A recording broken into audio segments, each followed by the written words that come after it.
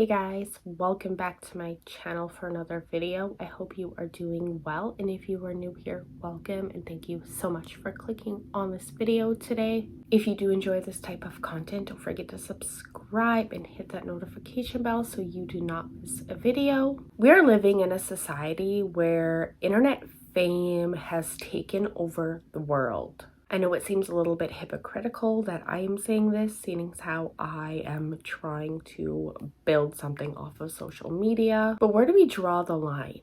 Today, we're going to be covering a case that, in my opinion, is heavily influenced on social media.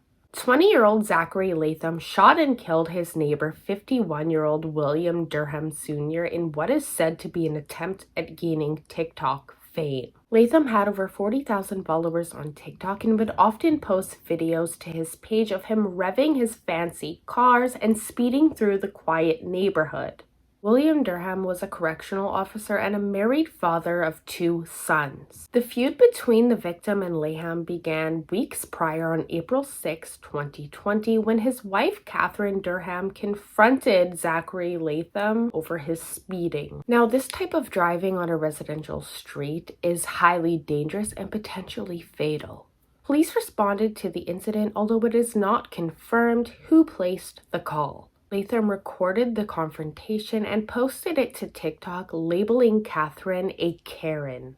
The video went viral, racking up more than 3 million views. Comments exposed many suggesting to go after Catherine and slash her tires. Latham then began harassing the family in an attempt to gain more views. He even drove by the Durham's home a few days after the video went viral and yelled to Catherine, "Hey Karen, we went viral."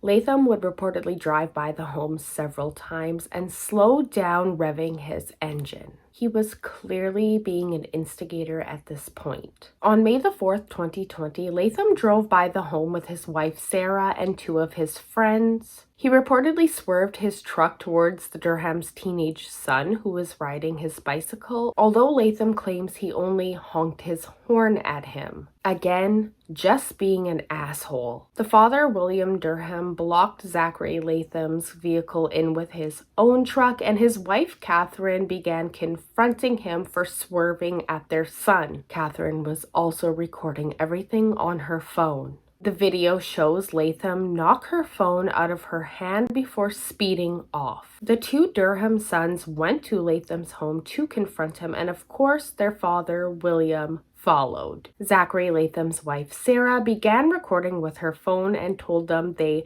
better back up and they weren't going to like what was coming. Latham then came out armed with a stun gun and a knife. He began attacking the 2 sons with the stun gun and swinging the knife, which ended up slashing William, the father's arm. At some point during the confrontation, Catherine Durham showed up to the scene and began recording the incident on her phone. Latham and his 2 friends ran into his garage, and William Durham would then make a decision that would cost him his life. He chased after Zachary Latham and was fatally stabbed in the lung.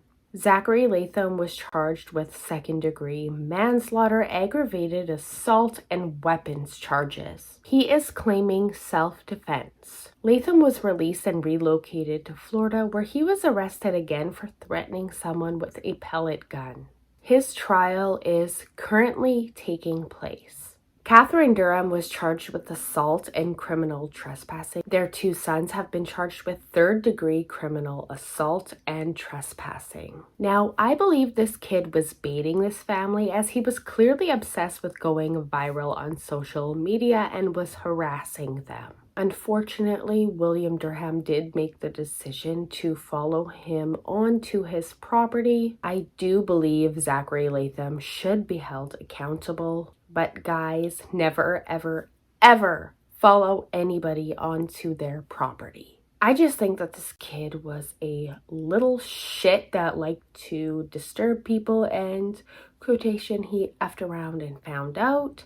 However, unfortunately, it did cost an innocent man his life. Hey guys, Future Me here. I just wanted to jump on here real quick as an update came out while I was editing this video. Zachary Latham has been found not guilty and will be walking away a free man. I know a lot of you are probably going to disagree with me on this, but I do not think that that's the right choice. Number one, he wasn't charged with murder, he was charged with manslaughter. And number two, he had been harassing this family for years. In my opinion, you do not get to be both an instigator and the victim. I think that he's a bully, and the other charges that he is facing absolutely proves that. The fact that he's not going to be facing any sort of consequences for this is truly, truly heartbreaking. The victim should not have followed him onto his property. However, we don't know what any of us are going to do when we're pushed to our breaking point. I think Zachary Latham is very smug and that this is only going to make him worse. And I do not believe that this is going to be the last time that we hear his name, unfortunately. All we can do is hope that he looks at this as a second chance and truly does have some sort of remorse for what he's done, although to me it doesn't seem like he has any. But of course, as always, you guys let me know in the comments down below, what do you think of this case and what do you think that social media is doing to this world in general? Thank you so much for joining me today. Again, if you're new, don't forget to subscribe so you do not miss a video. And with that being said, we'll see you guys in my next one. Take care of yourselves.